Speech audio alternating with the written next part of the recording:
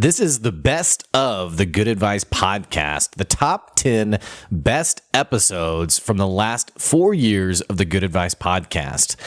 Thank you guys for tuning into the podcast, and I hope you enjoyed this episode. And don't forget, you can catch our weekly episodes on the Good Advice podcast on any platform you listen to the show, as well as on our YouTube and LinkedIn pages.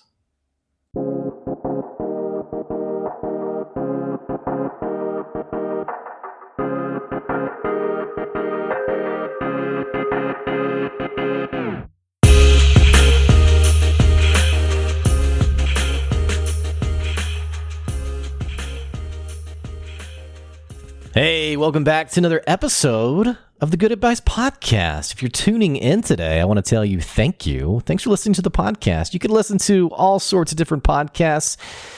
You know, maybe you are a serial podcaster and you have all sorts of podcasts you do listen to, or maybe you're a newer podcaster. You know, you're driving around somewhere, maybe you're in the comfort of your home and you thought, hey, I want to play something. I want to listen to something today, and I want to tell you thank you for choosing some good advice today. We're going to be talking about your business. We're going to be talking about some things you need to be thinking about for your business.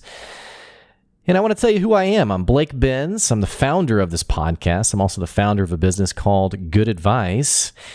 And we help people grow their businesses. You know, this podcast, if you've listened long-term, you've heard all sorts of guests come on the podcast. You've heard me ramble on, I'm sure, about all sorts of topics that I'm passionate about. But what I can promise you is whatever I talk about on this podcast, it's based in practical, tangible application. We don't do a lot of theory here. We don't do a lot of, we don't do a lot of theory. It's really the actual honest, hard work it takes to grow your business. And if you're in that kind of thing, you know, if you like that kind of thing, I think you're going to enjoy this episode. If you don't like that kind of thing, and you more are excited around the clickbait that we see online of, you know, hey, do just this one thing and you'll grow your business to, 10 times what it is now. I'll go ahead and tell you this isn't that podcast. Something I've always liked to talk about is honestly just the real work it takes in entrepreneurship. I was talking to someone the other day who was really depressed about his business. And he was depressed that it basically wasn't growing fast enough. And if you spend any sort of amount of time on social media, which if you've listened to the podcast, you pretty much know where this is going, because anytime I have a guest on, we keep coming back to this topic for better or worse. But if you spend any kind of time on social media, you will believe that everyone else is running a business that they started 8 days ago, and now it's a multi-million national, maybe even a global brand. People tell a story of a business that they sort of just fell into, and it just worked. They just sort of by happenstance, they discovered this really simple, easy way to make lots of money.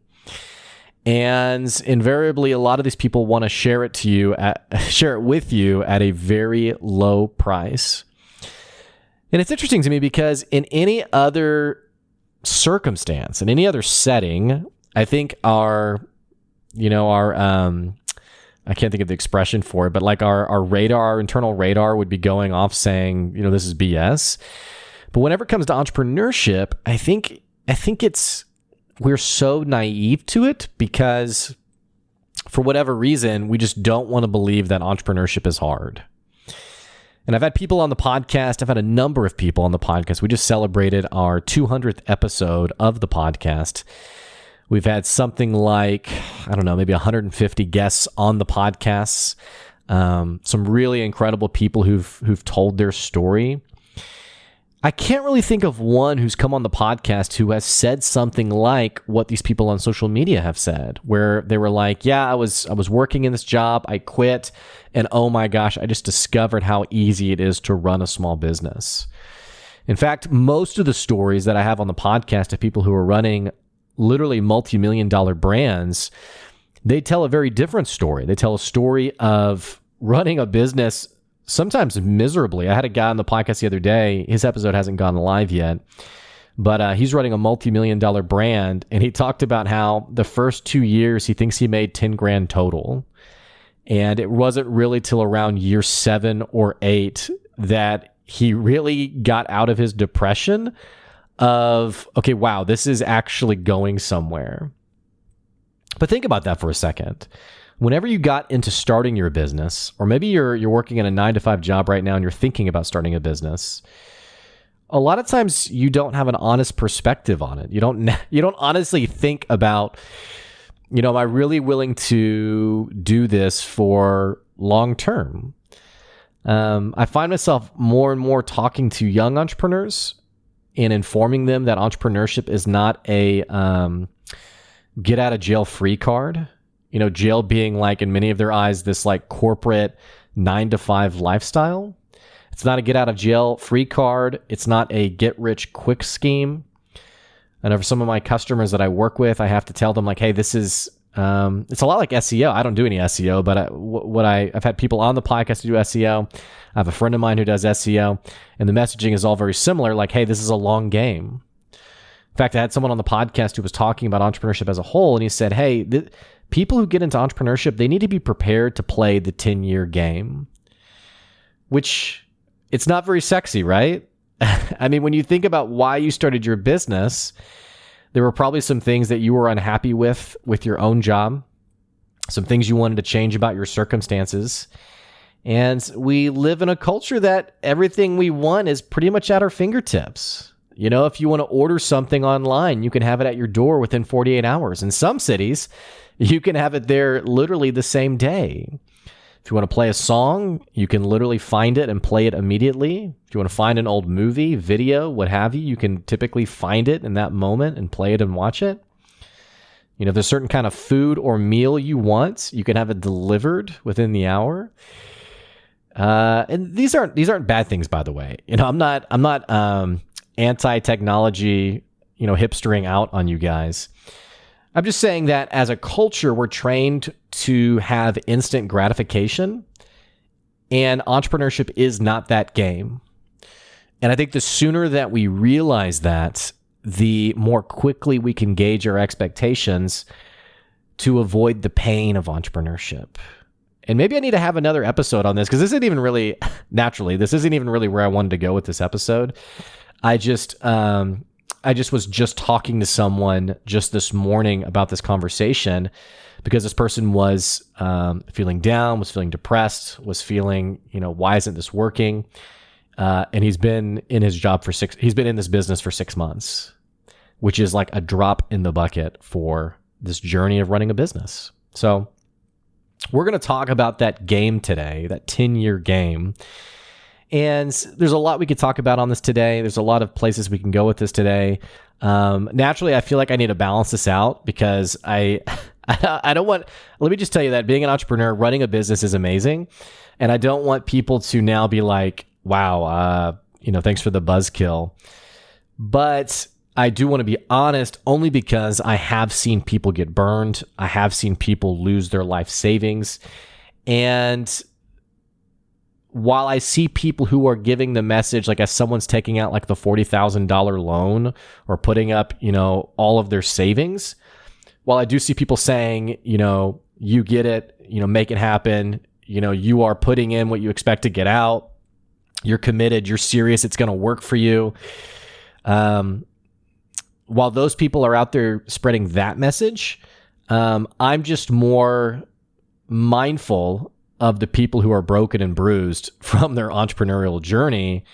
And I guess life's hard enough as it is. So I try to bring a little dose of realism to the business journey. And by the way, if you're listening and you've been running a business for a few years now, you're probably listening and thinking, yeah, Blake, thanks for the honest truth.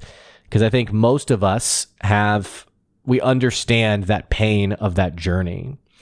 Does it mean that it doesn't just click for some people? I have a friend of mine who started a business, and like right off the bat, he was signing some great deals, making some great money. Doesn't mean that it can't happen. I think of it being sort of like the exception and not the rule. So, but let's talk about this journey today. Let's talk about this 10-year game. And now that I've got everyone into a depressing place of thinking about how hard entrepreneurship is, let's talk about the process of how your business evolves over that 10-year journey. And the reason I'm talking about this today is because I've come across people who lately are incredibly resistant to change.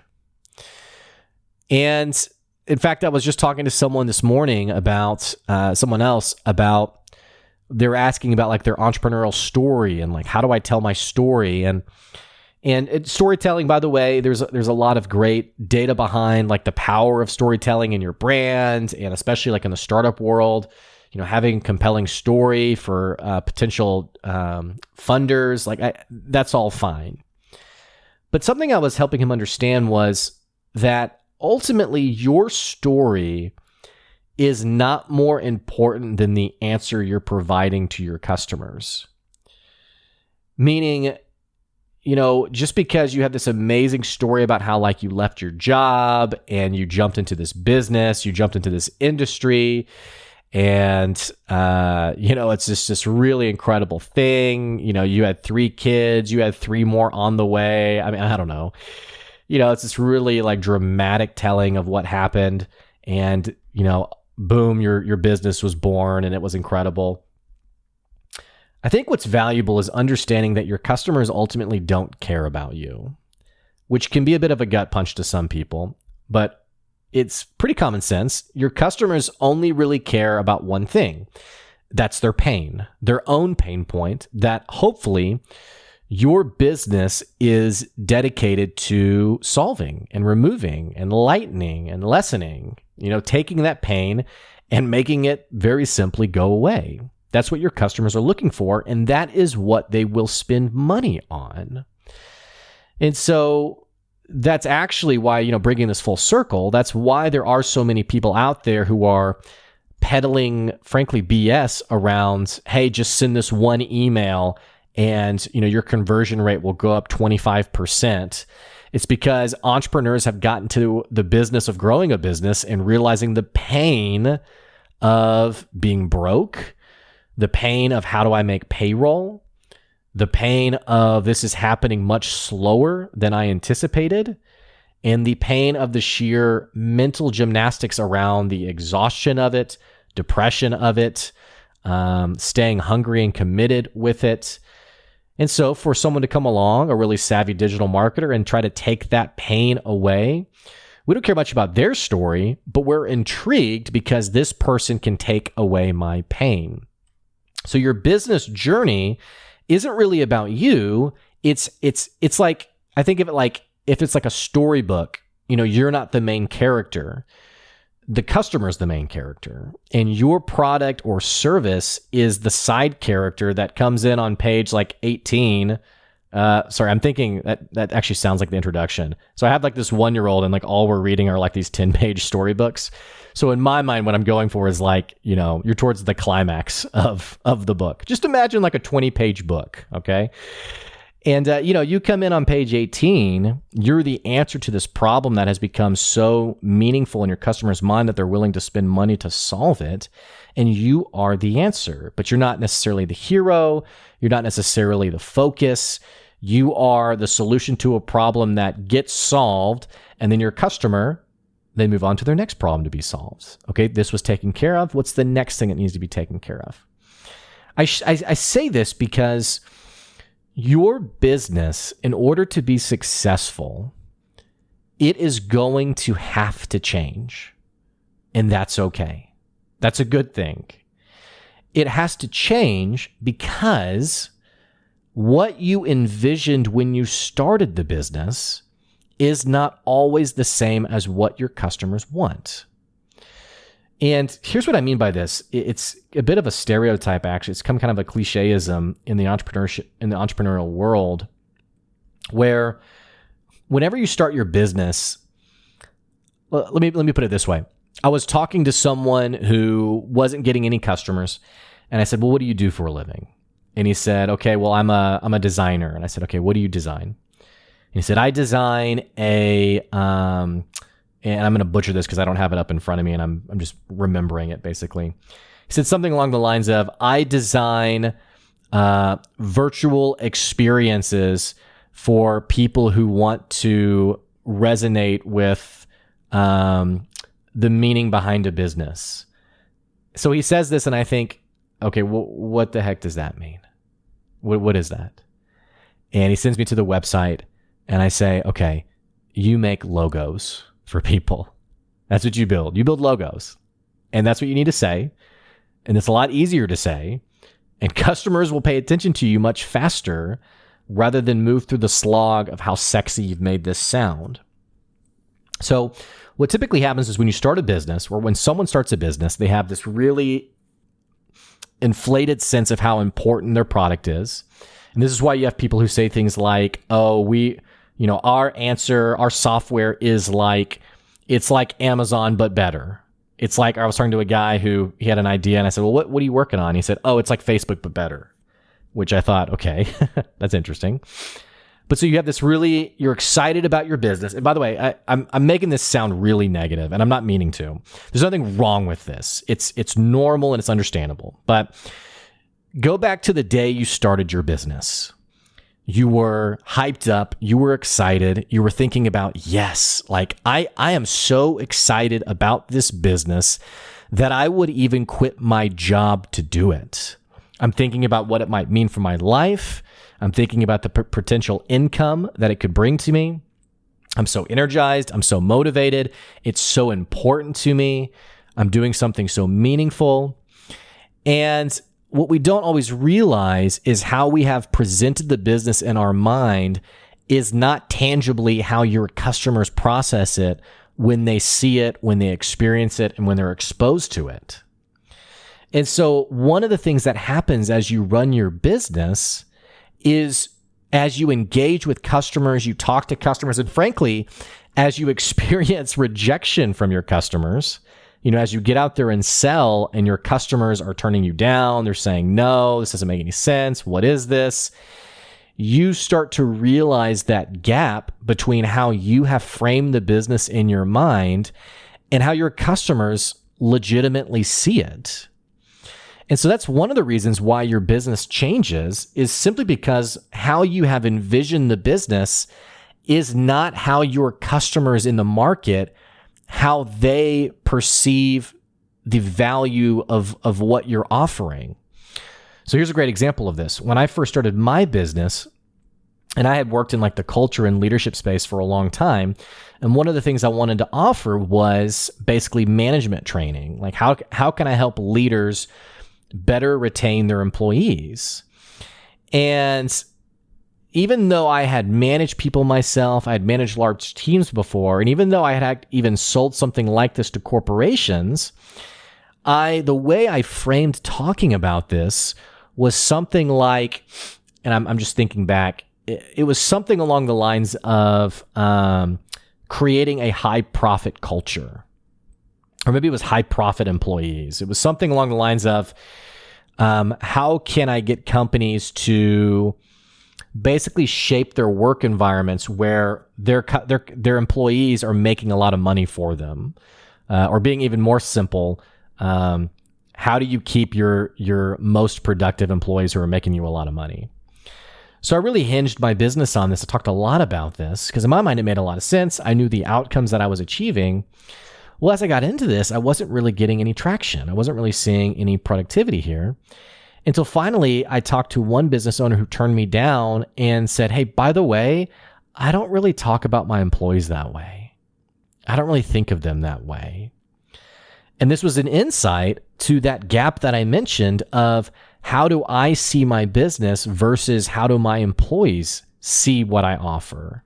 Or another way to think of it is, how do I conceptualize the problem I'm solving versus how do my customers see that problem, talk about that problem, navigate that problem? How do they talk about their neighbor about it, their spouse about it, what have you?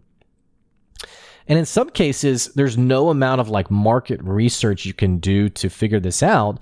A lot of it just happens as you are running your business, as you have these interactions with customers. And as you are becoming familiar with how they talk about their problem, it's like one of the things I think about is having been a public school teacher, which I was a public school teacher for a few years back in the day, about a decade ago. And I remembered how strange it would be when someone would come into like an administrative role or would come into a position to like sort of turn around the district, like the school district. And this person would have no background in teaching or education. Like they'd never even been in education before. And I remember thinking like how strange it was listening to them talk, thinking, you don't know this business. You don't know this industry. You don't know our kids. You don't know what they're going through. So how can I trust your answer to our problems? And it's very similar in your business journey and it doesn't mean that you don't have an insight or that your service isn't valuable. It's just that the more you get into the habit of talking to your customers and working with your customers, the more your business changes to be in line with what they really want. And this is also why I've seen certain businesses actually do really well from the get-go, because it's someone who's been in that industry for years, maybe even decades. They've had the problem themselves. They've been looking for the solution themselves to that problem. And then finally, they were like, hey, I'm just going to create the solution. Like there's one guy who runs a really great CMS tool for small businesses. And the whole reason he started it was because he was working as a salesperson in a company. And the CMS tool that they were using, the customer management software that they were using, was so bloated. It was so clunky. It was so frustrating to use that he was like, we're way too small for this program. Like this is probably a great piece of software for like a global brand, but for our 10-man team, this is way too much. Like, what is the small business answer that can literally tangibly help me operate my business on a day-to-day basis? And so that's why he started his company. And he's done very well because he knew that problem in and out because he was that customer before. The other reason I talk about this topic, it's not just about becoming familiar with how your customers, the language and how they frame their problem. It's not just about that and getting familiar with that. Another reason that your business has to change is because your customers' needs will change, and ultimately they will be the ones to tell you what about your product is actually valuable. And I'm bringing this back to my comment earlier about people who are like, oh, it's like Amazon, but better. And then you see it and you're like, oh, okay. That's interesting. It's not, you haven't really focused on the things that make Amazon great in my mind. And ultimately what ends up happening is people who are, I'm trying to think of how to phrase this, a bit more egocentric. They've set out to build a business. They've envisioned what the business is. They're excited about the business. They have all these features and cool things, these widgets and lights that flash and noises that it makes. And it's this really cool thing that they've built, except that the customers don't really want it. And what I've seen happen here is people who are they're frankly not honest with themselves. And ultimately their story, running the business, is more about their own story than it ever was about their customer story. They care more about their own story and their own ego than legitimately solving the problems of their customers. And here's what ends up happening. You build this product, you build this answer, and you take it out and you show it around. You're really proud of it. You're really excited about it. And a potential customer says, no, I don't think I really want that. And what do we say? Well, oh, you didn't get it. You just didn't understand it. Let me phrase it another way. You aren't understanding how cool this is. Or worse, you say, oh, well, you're not my customer, even though they are your customer. You say, oh, you're not our customer. And you go to the next group, oh, you're not my customer. And then suddenly it's very foggy as to who exactly even is your customer when it seems like no one is interested in buying it. Or the absolute worst that I've seen is when customers are disconnected from the value of what you're selling, and the owner says, well, if you don't like it, you can just go somewhere else. I had someone say this and I remember thinking, they are going somewhere else. That's why your business is failing. It's because they are literally going somewhere else. And so another reason why your business has to change is it's recognizing that your business journey isn't about you. And because of that, you're letting your customers iterate and innovate the direction of your business. So here's what I mean by this.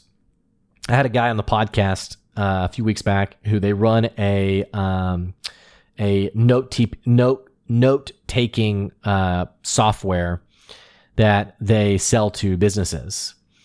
And we were talking about, okay, so how exactly does this work? And it's this note-taking software that's used for like team meetings, and it helps like organize the meeting and just keep it on point. It's pretty cool. And I was asking, like, how did you settle on this? And he said, well, actually, it's really interesting. We rolled out as this much more generic, all-encompassing team support business, and our customers really loved the note-taking part of it. Like, out of everything we were offering, it was the note-taking piece that they were like, hey, this is really cool, and this is actually really helping our team well. So imagine the direction this business could have gone. The owner could have said, what, the note take? What about all this other cool stuff that we're doing? What about all this awesome stuff that I've been, literally dreaming about? Like, I go to bed at night so excited about, but you care about this tiny little thing that we offer? Like, think about how easy it would be to be tempted to disregard that feedback and be like, okay, well, that's weird. That's weird that they like that. How easy would it be to say that's not the business we're building, and to continue to offer, the 30 different services rather than really listening to what your customer's telling you? See, what this business did was they pivoted and they realized, hey, the note-taking piece is what people really love. Let's go all in on that. And that's what's really fueled the growth of their business. In the same way, I had a guy on the podcast, Alex Sanfilippo, who runs Podmatch. It's a podcast guest and hosting matching service. And he said, every next decision we make for the business, we don't make that decision anymore. In terms of like, what are we working on next? He said, our customers do. We ask our customers, what do you love? What do you need? What's not working? What needs to be fixed? What needs to be brought in to be new? And they tell us, and we make that the focus of the business. So when we say that your business must change, it's not so much about like changing with the times or being more up to date. It's changing because you are changing it according to what your customers deeply want, not necessarily what you dreamed of building on day one when you started the business. And this can be a bit challenging because in some cases you've quit a 9-to-5 job for this business. In some cases, you've gone into incredible debt to start this business. And so naturally you feel it's personal, right? I mean, this is near and dear to my heart. I took out a lot of risk to start this business. And so naturally there is a lot of emotion that gets tied up to what you dreamed of building and what you want it to one day be. The advice I gave someone earlier today was, the sooner though that you can separate your business from like your personal hero's journey to success, and the more you can focus on your customer's journey to finding you and using your product, the quicker you're going to be successful. It doesn't mean that entrepreneurship becomes all about martyrdom. Like you're the sacrificial lamb. I'm putting all my desires, under my own feet and letting customers walk over it just to get what they want. It's not like that. I mean, there's real sweetness in entrepreneurship. There's real perks in entrepreneurship. And honestly, if you drill in on what your customers want, you will be financially successful. These things do happen. So it's not about martyrdom or sacrificing yourself, but it is understanding what I said at the start of this episode. It's not about you. It's about them. The more quickly you can get that, the more quickly you can understand that, I think the faster your business, you'll be willing to innovate it according to their needs. Hey, that's the advice we have for you today. Remember, your business is going to change. That's okay. Be open to it. Let your customers drive it. And most importantly, develop a habit around creating constant communication with your customers so you can know what is the next step, what needs to happen next for my business. And when they tell you that one tiny thing that you offer is actually what they love, amongst the sea of other awesome things that you offer, it's okay to say no to everything else and drill in on that one thing that they really like. Hey, thanks for listening today. Don't forget, we're on Patreon. If you want to support the podcast, if you want to have your business advertised on the podcast, you can go to our Patreon at patreon.com/goodadvice. And I'll catch you next week. In the meantime, we'll have a couple of new guests coming up. Enjoy those episodes, and we'll keep bringing good advice to you. Take care. We'll catch you later.